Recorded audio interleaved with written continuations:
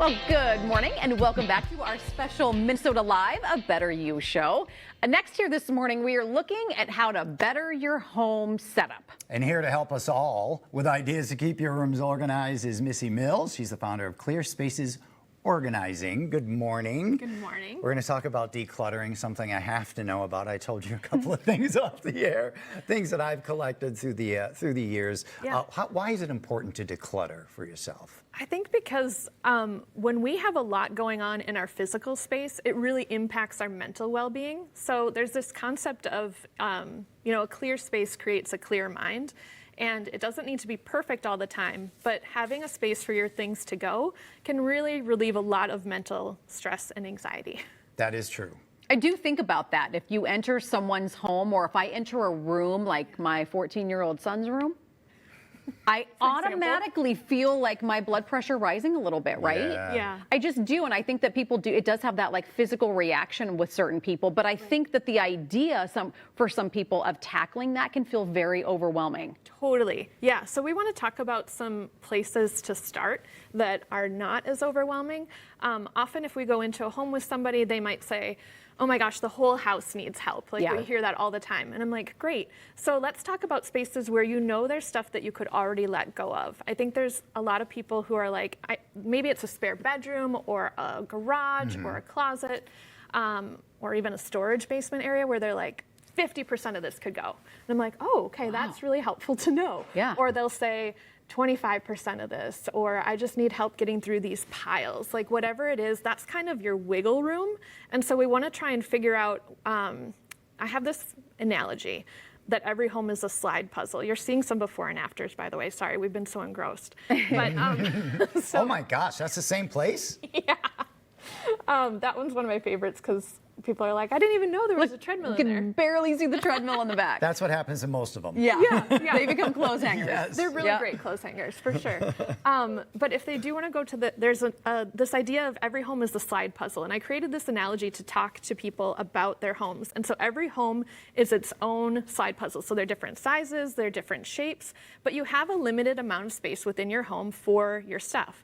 And then what often happens is people are like, this one, they're like, I don't have a home for everything, so everything is just kind of everywhere. Oh. And so we help people identify what are the pieces that you do not need in your slide puzzle in your home, that this is where the analogy breaks down just a tad, but that you can actually take out and remove. Like, are there things you can donate? Are there things that live in a different part of the home? And we just kind of work to find that wiggle room and shuffle things around so that everything is in the right place. It does take some time, especially. I was talking to a woman out there this morning who was like, oh my gosh, I've lived in my home for 25 years. I was like, yeah, things pile up after that time, but we can still work with folks and figure out, what makes the most sense.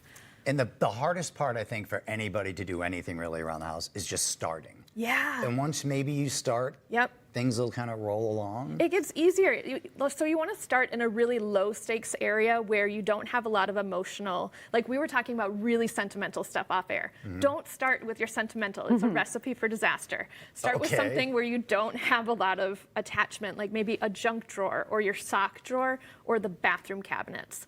And then it's just real straightforward. Do I use this or not? And then you ask yourself, where do I use this? We want to be efficient about how we're using our homes because we live there. Yeah, we like free space. What's in the laundry basket? Tell me about this. I grew up in a family where when company was coming, my mom would grab a laundry basket and just throw everything in it that didn't belong. So this is kind of what we see often. Like people are like, oh my gosh, people are coming over. Let's throw the laptop in there. And we just went and saw this play. It's amazing. Great.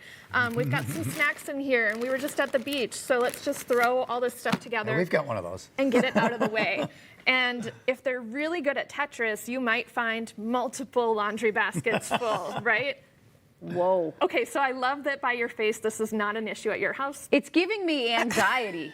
I'm not going to lie, but I'm very type A. Yeah, sure. I am admittedly type B. That's true. And grew up in a type B house. And so we were like, fun, having people over is more important than having things tidy. And so I'm super comfortable with mess and very non-judgmental because I grew up in a mess. It's normal to me, and I understand how it happens. In our lives, there's a lot of things going on, and sometimes those things need to take priority, and the house often gets put on the back burner. It's just so normal. So, yeah. Do you find that when you work with a client and you're able to come in and help them do their slide puzzle and get it all neat and tidy, that they feel a sense of release, a sense of pressure that's been lifted, a sense of calm? Yeah, you see their shoulders go down. There's usually a big like physical exhale. People say they feel lighter. The house feels lighter because we've hauled away all the donations as well that they've decided they don't want anymore. But also what we're doing is we're co-creating a system with the client that works for their brain and their home and like how they use their space. How often are they using something? Where are they using it? So it's super intuitive for them to be able to take that plan and run with it. You're not just cleaning the house this one time. No. You're creating areas so that they can continue this. Yeah. 100%. And that leads to my last question, because we only have about 30 seconds. Yeah. What is your rule about clothes? Okay. Is it the rule that if you haven't, I've heard if you haven't worn it for a year, donate. What is your rule? Especially since COVID, it's a little bit more flexible, I think. But I like to ask people which season of life are they in? Where are they going? What are they wearing those places? And then talk about how does it feel on your body? Are there some that you don't like the fit or it's a scratchy fabric? Those are the things you want to let go of. But if there's something you're returning to again and again, that's good information for you to know about future buying habits. Shout out to Young. So that 1985 T-shirt I have that's all holes is okay because I wear it all the time. If you love it and it feels good, yes, keep it. Keep it. It's a comforting shirt. Yeah. Well, Missy, thank you so much. Really appreciate it. If you want more information and learn more about how to organize your space, head over to minnesotalive.com. We'll post a link to her site right there.